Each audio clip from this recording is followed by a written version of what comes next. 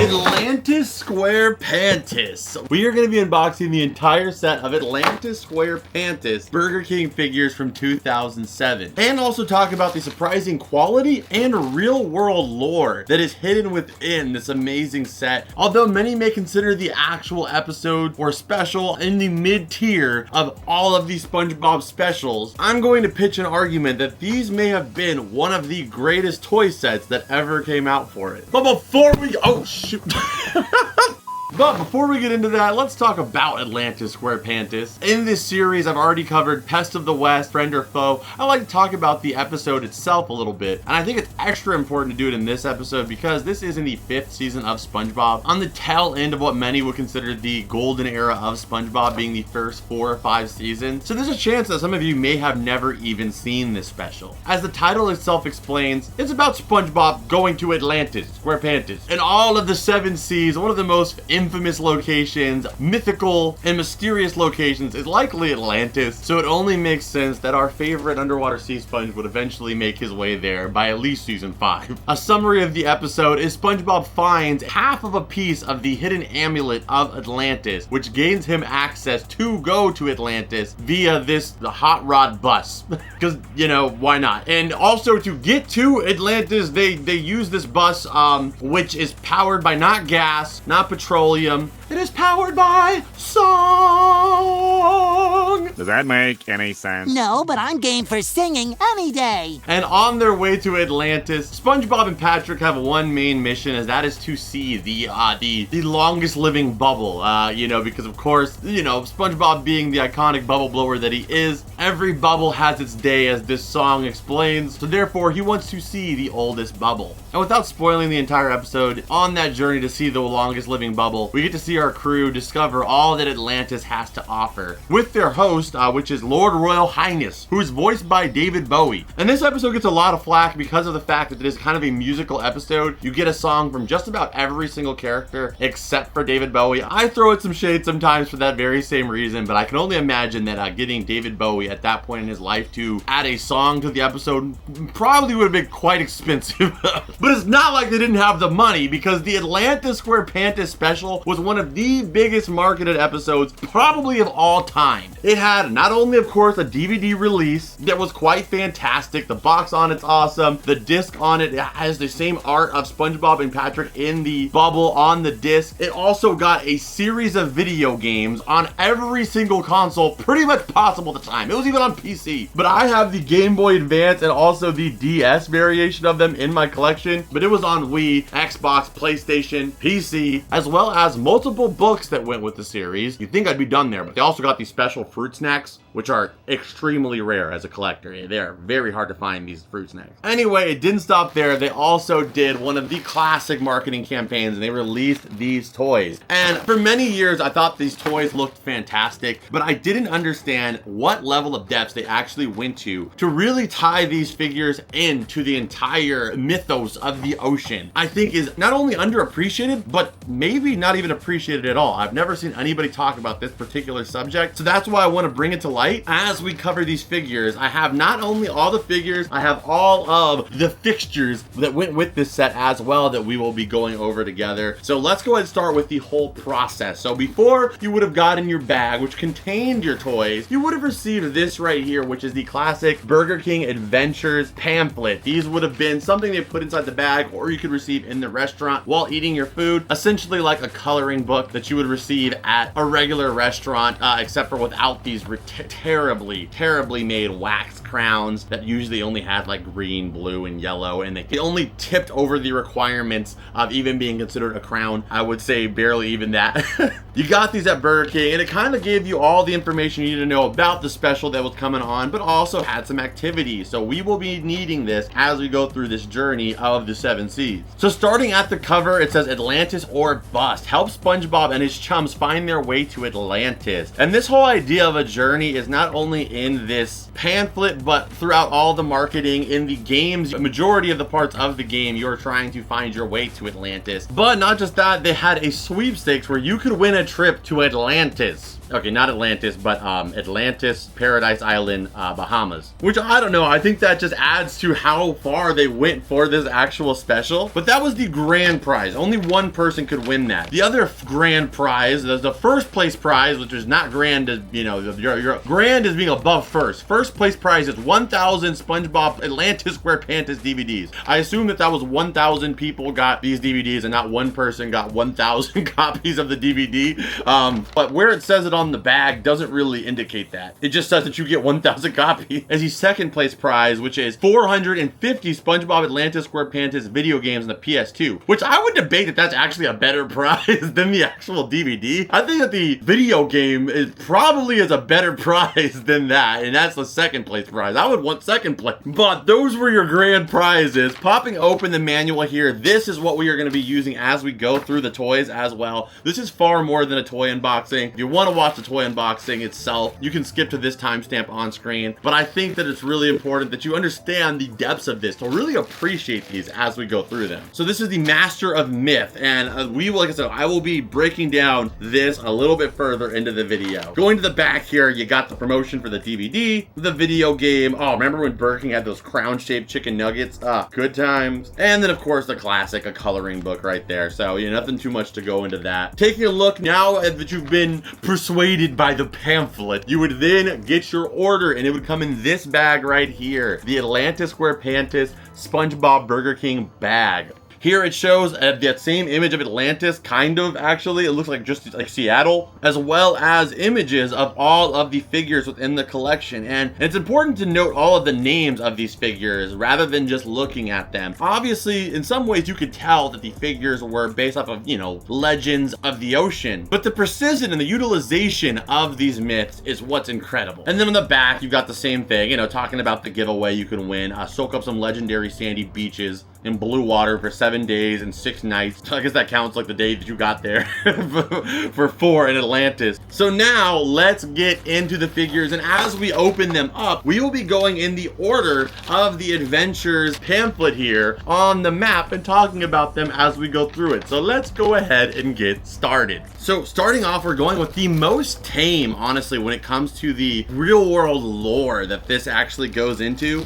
and that is Atlantean Sponge. So if we open him up, you will see we got SpongeBob himself here. You can see he is covered in some awesome clothing here, and they could have easily dressed him or designed him very similar to the Atlanteans within the SpongeBob show, but they actually went with traditional Atlantean clothing based off of years of documented folktales. He's got an incredible gold crown here. He's got the robe on that's very similar to like ancient Greek or the time period in which Atlantis would have actually disappeared. And on top of that, you'll see he's got this little scroll here, and we'll talk about that in a second. Taking a look on the side here, you can see he actually has a little viewfinder right there. Putting some light behind it, you can see an illustration of Atlantis, which is quite incredible. It not only has some underwater structures of what Atlantis might have looked like and why kind of the lore of Atlantis kind of exists, that there is in the Atlantic Ocean a bunch of what seems like man-made structures and also artwork just like that sunken under the ocean. And there's a bunch of different theories as to why that type of stuff is there. I'm no expert on the history of the belief of Atlantis, but the fact that they added that into the viewfinder I just thought was a really cool note. To be honest, as a kid, I don't think I ever looked in that viewfinder maybe more than once to even really like appreciate that. But one thing as a collector that has always interested me, I never knew why these little scrolls were in his hand. So we are going to try to find out what this scroll says here. You dip the scroll into some Atlantic water and it should reveal all. So we will dip it into our Atlantic water here, which is Southern California water that is filled with calcium, and you probably shouldn't be drinking it. And it will reveal, I really can't see it, to be honest. See, let's try it again. Let's let it soak a little longer. Okay, so after letting it soak a little while, you'll see an illustration of the above ground version of Atlantis as well as coordinates. And for the longest time, I had no clue what those coordinates actually meant. But when you wet the scroll, you can reveal coordinates. Enter these on BurgerKing.com for more excitement. Obviously, that page on BurgerKing.com no longer exists. But I am going to just try to guess what they were aiming for here. So if you type those coordinates in on Google, it will take you. This is the best thing I have ever discovered in a SpongeBob meal toy. It will take you to Paradise Island, the Bahamas, baby. It takes you to the sweepstakes location. It literally takes you to the location.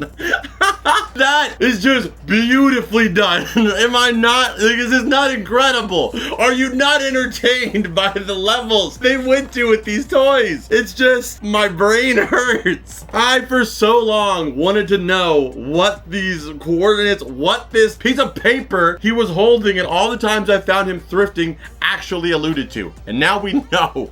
So, we're not even done yet. So, now when we open up the pamphlet and you look at where Atlantean SpongeBob is, he's located in one of the possible locations, the theorized locations of where Atlantis might have been. Who were they making this for? Who was going to notice this? Besides some weird 30-year-old guy on the internet 20 years later.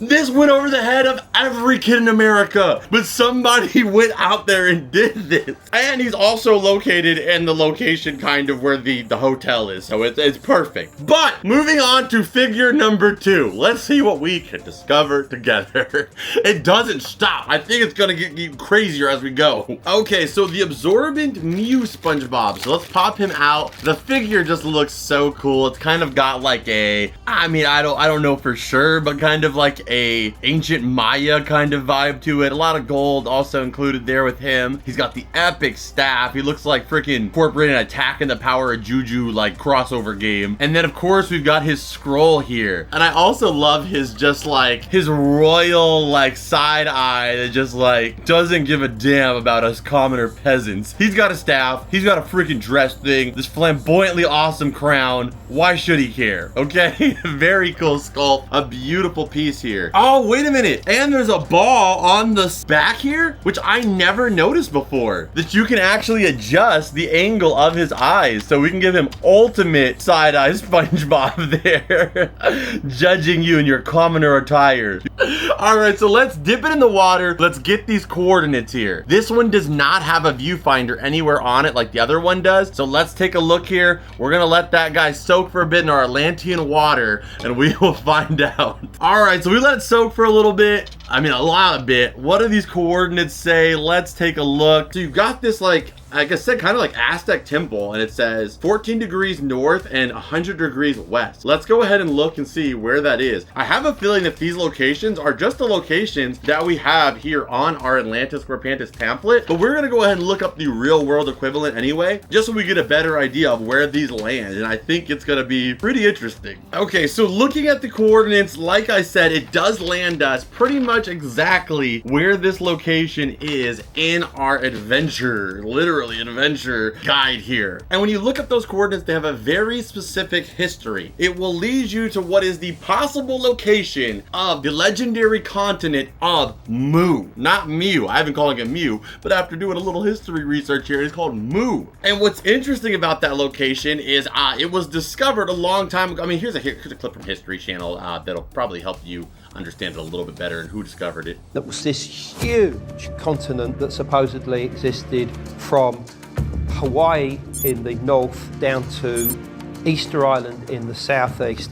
Much like Atlantis is a continent that was believed to have dropped under the ocean and then therefore became lost. In fact, many people consider it the Atlantis of the Pacific Ocean. So it is literally another Atlantis SquarePants.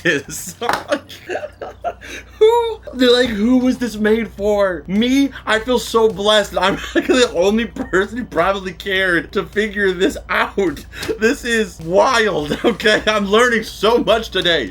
All right, so there we go. The island of Mu, SpongeBob. And I feel like this just adds so many layers to the epicness of this figure. This is no longer just a figure at this point. This is an ancient civilization, legendary mythos version of SpongeBob that I will now hold in such a higher status than just a general meal toy. They did a beautiful job of making this all fit together. Although most of us just saw them as SpongeBob dressed differently.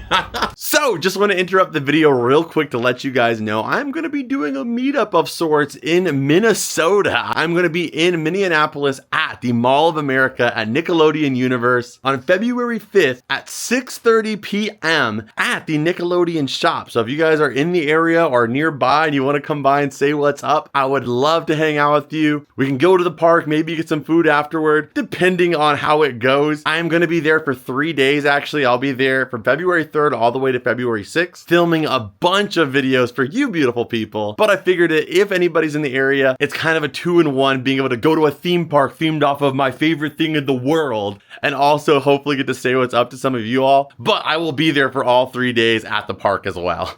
Let's go ahead and check out the next one. So the next one here is Bermuda Bob, and I feel so robbed on this because I bought this box assuming it was the entire set. That's what it was sold to me, but they forgot one of the figures, which is Bermuda Bob, which is okay because for me, I already have all of these in my collection. I mostly wanted to repick them up so that way I could get a brand new one in the collection and go through this video and share this with you guys. But we will put an image on screen of Bermuda Bob from this set, and much like him, we cannot actually check out his coordinates on this one, but this one's a little bit easier, of course. But if you look at him, he is actually in the location of where the Bermuda Triangle would be. But what I think is very interesting about this one though, is he is holding the tapestry, and like I said, having this, of any of the ones we're missing, this is the least important one to have because it's more obvious. But you see Bermuda Bob is located in the Bermuda Triangle. He is standing, his base is a triangle.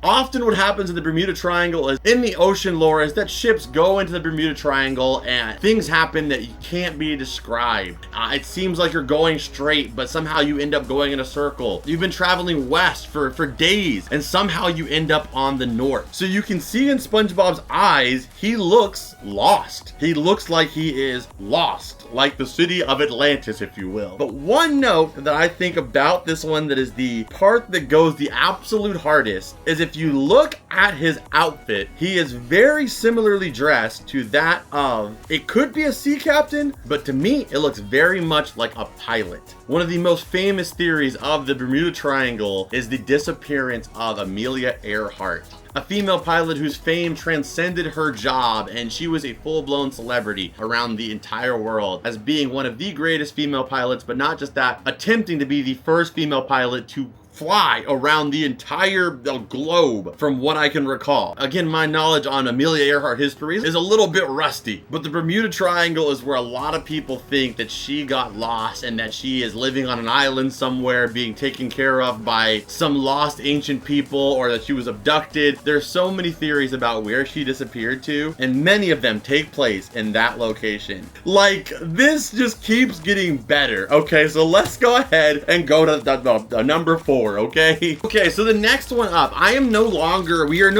will look at the coordinates and what they look like on the map, but now that we kind of can assume pretty comfortably that all of the coordinates on their actual tapestries link to their locations, we will just go based off where they are located in the map. So next up here we have is Lumeria SpongeBob. So this one's a little bit more brief. You can see he's still got the gold outfit right there, the awesome red hat, very simple design, but again, this is another lost continent.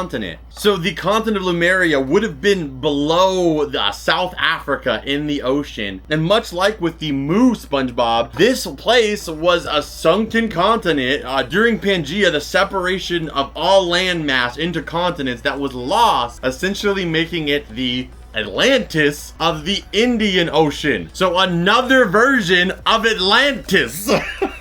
It's just awesome. These are so fun to go through. That's the next one. Let's go ahead and look at Tangy SpongeBob. Obviously, these designs for figures are very similar to one another, and that's because they're all based off of the same kind of Atlantean lore. So it only makes sense that they all kind of have outfits and styles that seem derivative of one another. But as we get further on the map, you will notice the designs start to change as well. Okay, so this one is actually a little bit harder, and I believe it is Tangy or Tangy SpongeBob. So you can see he is covered in the moss right here, which I think is really, really cool. I love this figure. I've actually got one of these on display here in the upper part of the cavern. But thankfully, since this one's a little bit more mysterious even to myself, we will be using those coordinates on this one just to have more information about that location. And it also has a viewfinder. The return of the viewfinder has happened on this one. So let's go ahead and dip this in the water and see what we got here for coordinates first. Okay, so the picture on this one is like a seahorse, and the coordinates are 60 north and 8 degrees west, which that would put that, you know, which based off of our graph here, puts us in the same area kind of as where it is in the map. But I want to get more precise because I'm just not sure what that is, nor why is it a seahorse. So let's go ahead and look through the viewfinder and see if that gives us some more information. Ooh, so it says Tangi is a water spirit of Orkney and Scotland Islands. In the far north of Scotland, he usually appears as a man covered in seaweed or sometimes as a small seahorse. So I mean, that one kind of reveals itself. I mean, those coordinates, again, you would have to look them up typically, but since we know these maps are pretty accurate, this would be the Atlantic Ocean near Scotland. So this is essentially SpongeBob as that underwater sea beast. That one's pretty straightforward. I like that one. That one's not too hard to figure out, and hopefully inspired some other people to look into the other ones a little bit further. Okay, so this next one, again, is a little bit more straightforward, but what I want to remind you guys of is that these figures, unless you had this adventurer's guide here, you wouldn't necessarily know which these sponge names would have been. And also, likely as being a kid, you really wouldn't have understood, and many of you probably as well didn't understand what these designs even were. So this one right here, looking at it at first glance, is kind of like, I mean, I guess it's supposed to be like some kind of like sea monster SpongeBob, but if you look at his hat there, that is because it is a Scottish themed SpongeBob here. He is a water squirter as well. He's got a little like water gun button right here in the back. And if we look at him on the map, he is also near Scotland, and this is because his name is Nautical Nessie. And Nessie is probably one of the most famous of all underwater lore. I would say like there's the Atlantis and Nessie are probably like the two biggest things everybody knows. And you guys will have a visual of what actually is on the map that he's holding. But like I said, this one is pretty on the nose. It's Nessie. And for those of you guys who don't know who Nessie is, he is a cryptid, most famous probably for this photo, which is like when you think of any like cryptids, you think of two photos. It's probably this photo of Nessie and this photo of Bigfoot, because everybody knows people that hunt cryptids don't have good cameras. That is just the reality of it. Everybody that hunts out for cryptids, they're so busy looking for cryptids that they're still running on like a 0.2 megapixel flip phone. So they don't got time to worry about camera quality, okay? That's the two images we've got that are the most famous for these two cryptids, all right?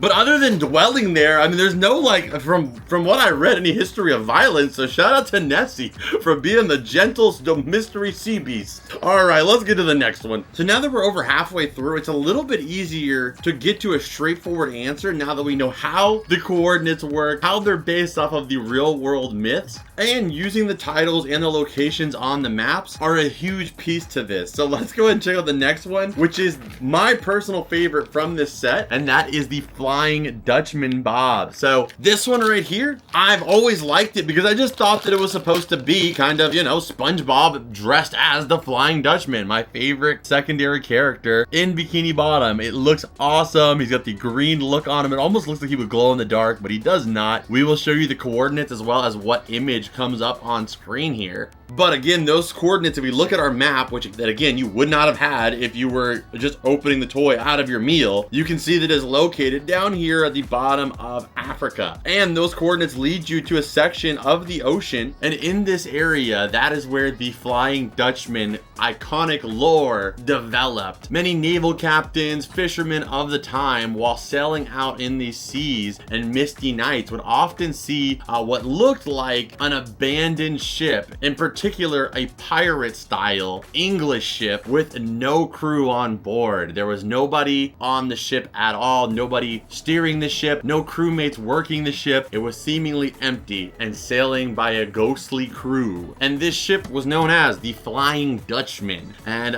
presumably the captain of this ship would be, well, the Flying Dutchman.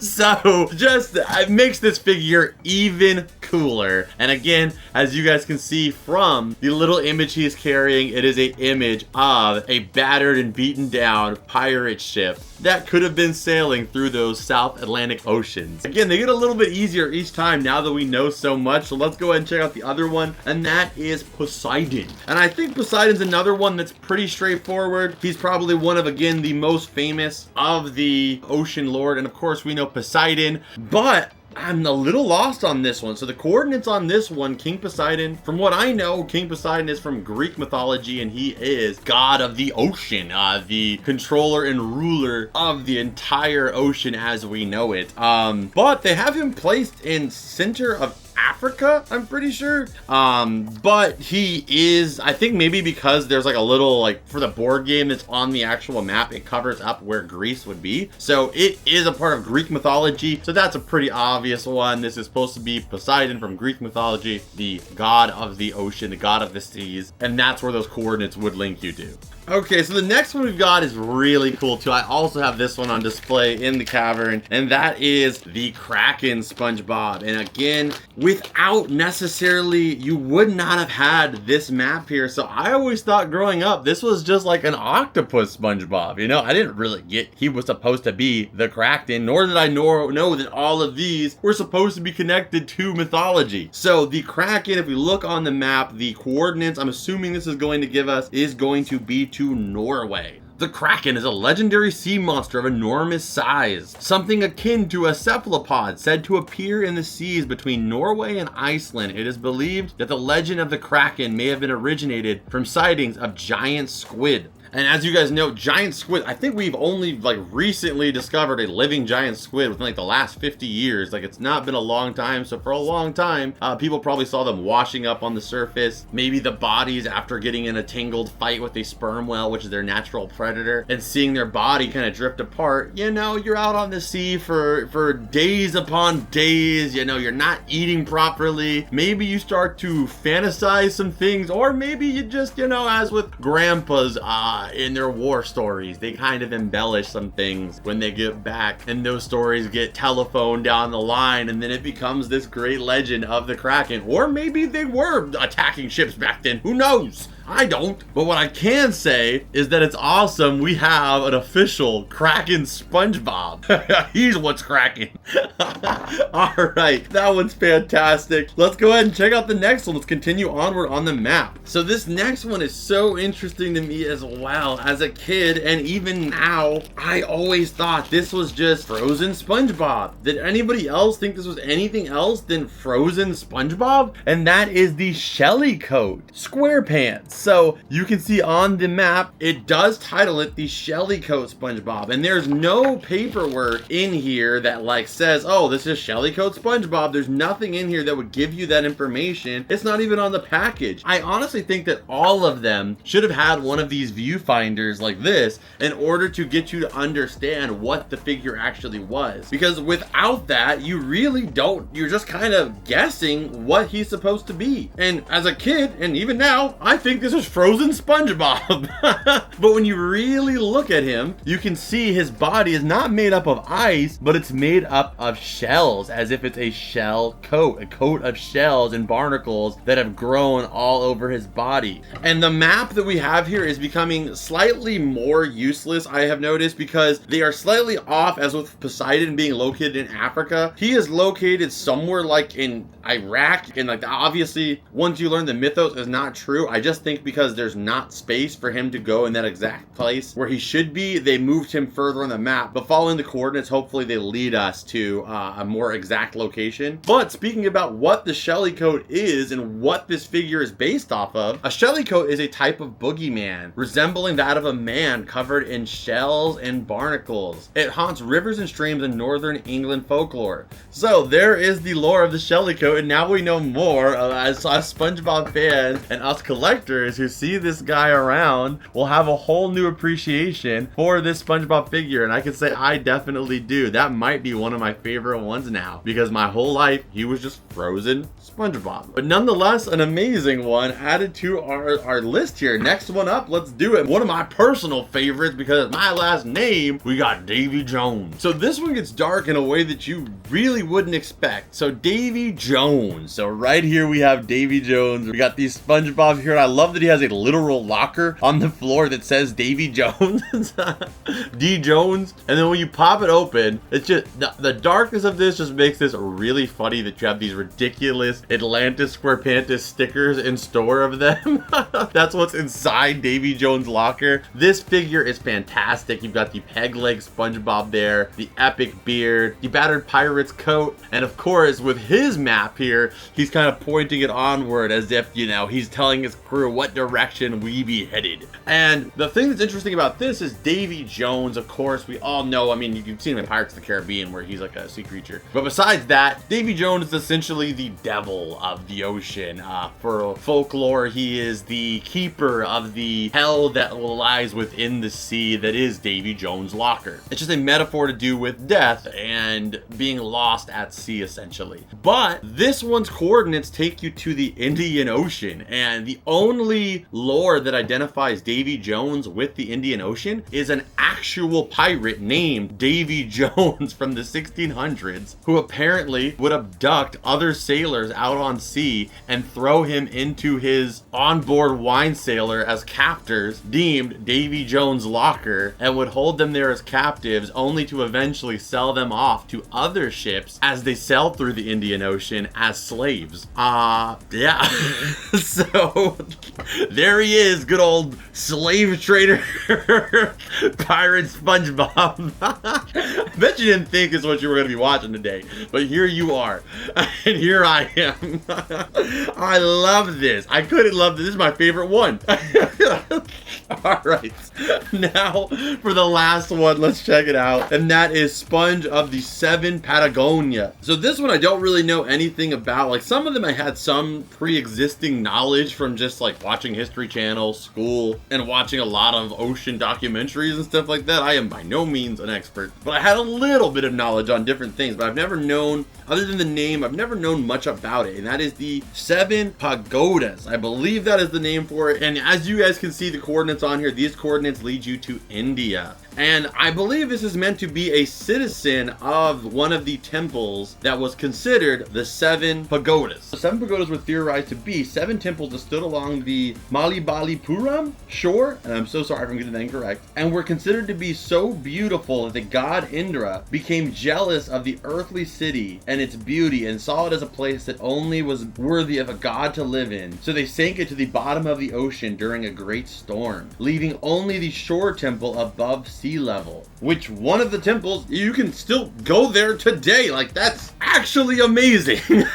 So I believe that this SpongeBob is supposed to be a citizen of one of those temples, and you know, he's a pretty simple figure here. You know, you can move him around, his eyes look like the other ones, but much like some of the earlier ones we covered, in some ways it is another version of an Atlantean story, a lost land to the sea. Man, this was a thrilling video to film. So much fun. That was one of the most fun SpongeBob videos that I've gotten to film in a while. I did not expect this can of worms to open into such an incredible experience. I hope you guys enjoyed this just as much as I did. That was historic, if you will. I mean, I've covered Pest of the West, I covered Friend or Foe. There was a lot of fun stuff within those toys as well, but nothing to this level of depth, and just a diving board position for you to jump into learning more about the myths of the sea, which I don't think you can really conjure up anything more SpongeBob than that. Atlantean SquarePants. I think this is crazy. We may have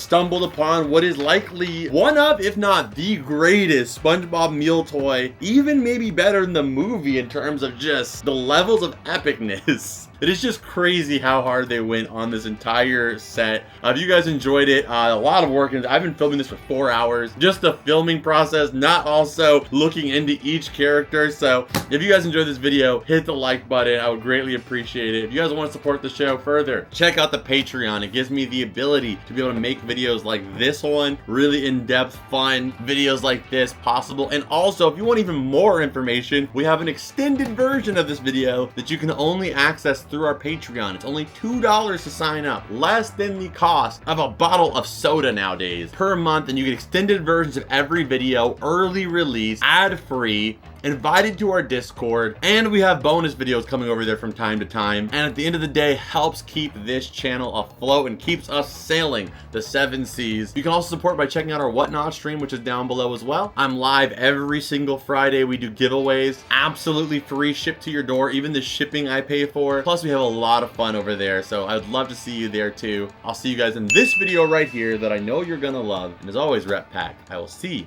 you beautiful people in the next one. And bloop.